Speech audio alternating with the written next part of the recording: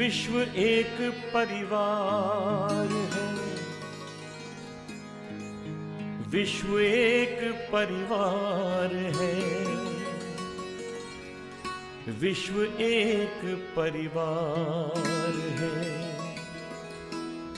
विश्व एक परिवार है, विश्व एक परिवार है, विश्व एक परिवार, विश्व एक परिवार है, विश्व एक परिवार। प्रभु पिता के हम सब बच्चे, प्रभु पिता के हम सब बच्चे, घर अपना संसार है, विश्व एक परिवार है, विश्व एक परिवार, विश्व एक परिवार है, विश्व एक परिवार। प्रभु पिता के हम सब बच्चे,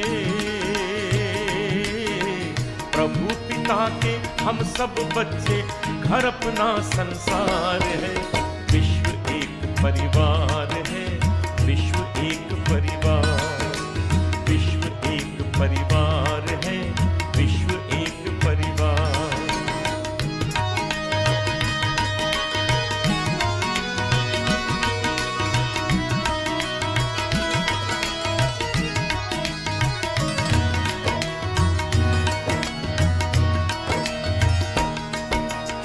आओ हम निज परिवर्तन से जग परिवर्तन लाएं, परिवर्तन के पथ पर चलकर सुखमय सृष्टि बनाएं।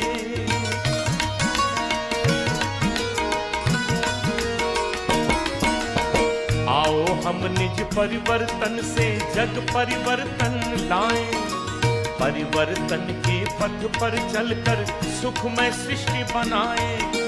हम सब के सब अपने हैं, ये सुख शांति आधार है, विश्व एक परिवार है, विश्व एक परिवार, विश्व एक परिवार है, विश्व एक परिवार।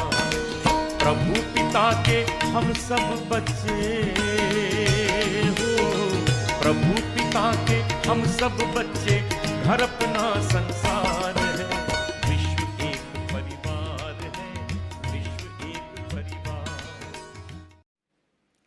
जैसे दिन और रात के चक्र की चार अवस्था है, सुबह दोपहर शाम रात्रि, रात्रि के बाद पुनः सुबह हो जाती है।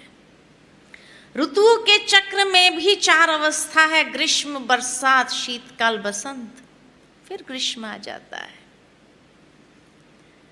मनुष्य जन्म पुनर्जन्म के चक्र में भी चार अवस्था है, बचपन युवा गृहस्थ वृद्ध। इसी तरह ये काल चक्र में भी चार अवस्था है, जिसको कहा जाता सतयुग त्रेता युग द्वापर युग कलयुग। कलयुग के बाद क्या होगा? पुनः सतयुग आएगा, क्योंकि ये चक्र है। कई लोग सोचते हैं इतना घोर पापाचार का युग कलयुग सतयुग में कैसे बदल जाएगा? कोई मनुष्य का काम नहीं है उसको बदलना। जिस तरह घोर अंधेरी अमावस्या की रात सुनहरी सुबह में अपने आप बदलती है, कोई चाहे या न चाहे, परिवर्तन नित्य प्रक्रिया है। कुदरत की रचना में ऐसी सेटिंग्स है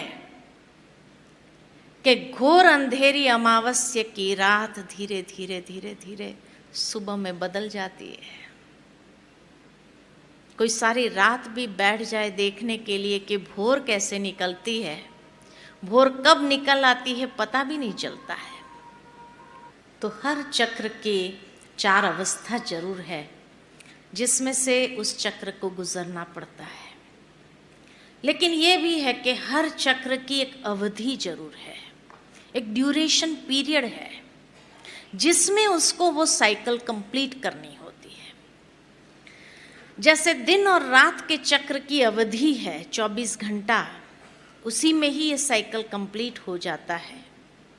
ऋतुओं के चक्र की अवधि है 1 साल, उसमें ये साइकिल कंप्लीट हो जाता है। ऐसे एक काल चक्र की अवधि है 5000 साल। परंतु जब ये 5000 साल सुनते हैं तो कई लोगों के मन में कई प्रश्न आ जाते हैं कि 5000 कहाँ से आया। शास्त्रों में तो एक एक युग लाखों साल के लिखे हैं, अब 5000 कैसे कहते हैं?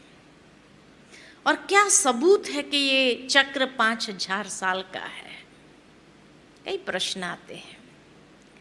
लेकिन मैं अगर ये पूछूं कि लाखों साल का एक एक युग है, उसका कोई सबूत है? तो कैसे स्वीकार कर लिया कि लाखों साल का एक एक युग है? 5000 का सबूत है हमारे पास। वैसे 5000 का वर्णन सभी धर्म पुस्तकों में किया गया है। हिंदू धर्म शास्त्र के हिसाब से अगर देखा जाए तो महाभारत युद्ध को हुए कितने साल हुए? कितने साल हुए? 5000 साल। और उस महाभारत के अंतिम पर्व में ये बात आती है कि जब घर घर में महाभारत हो जाए तब समझना महाभारत काल पुनः आ गया। तो आज घर घर में क्या चलता है? चलता है महाभारत? चलता है? नहीं चलता है। तो महाभारत काल पुनः आ गया ना, हो गया ना 5000 साल। महाभारत में जो कैरेक्टर्स को डिस्क्राइब किया गया है, शकुनी जैसे कैरेक्टर आज के समाज में देखने को मिलते हैं कि नहीं मिलते हैं? है शकुनी? क्या कहेंगे? है शकुनी? महाभारत में तो एक ही शकुनी दिखाया। आज हर मोड़ पर एक शकुनी बैठा होगा जो घर घर में आग लगा रहा है। दुर्योधन जैसा कैरेक्टर्स, दुर्योधन माना जिसने धन का दुरुपयोग किया, ऐसे पात्र भी आज के समाज में है या नहीं है? बहुत है। दुशासन जैसे पात्र भी है या नहीं है? और मात पिता पुत्र मोह में अंधे, ऐसे मात पिता भी है या नहीं है? तो महाभारत में वर्णित पात्र सभी इस वक्त समाज के अंदर प्रैक्टिकल दिखाई देता है। तो हो गया 5000 साल। इस्लाम धर्म शास्त्र के हिसाब से अगर देखा जाए तो उनके पवित्र धर्म पुस्तक में भी ये बात आती है कि कयामत का समय 5000 साल में एक बार आता है। और उनके पवित्र धर्म पुस्तक के हिसाब से कयामत का समय आ रहा है। हो गया 5000 साल। क्रिश्चियन धर्म शास्त्र के हिसाब से भी ये बात आती है कि क्राइस्ट से 3000 साल पूर्व there was heaven on earth. 3000 साल पूर्व और 2000 साल बाद नॉस्ट्राडेमस की भविष्यवाणियों के हिसाब से the golden era is to come. तो हो गया 5000 साल।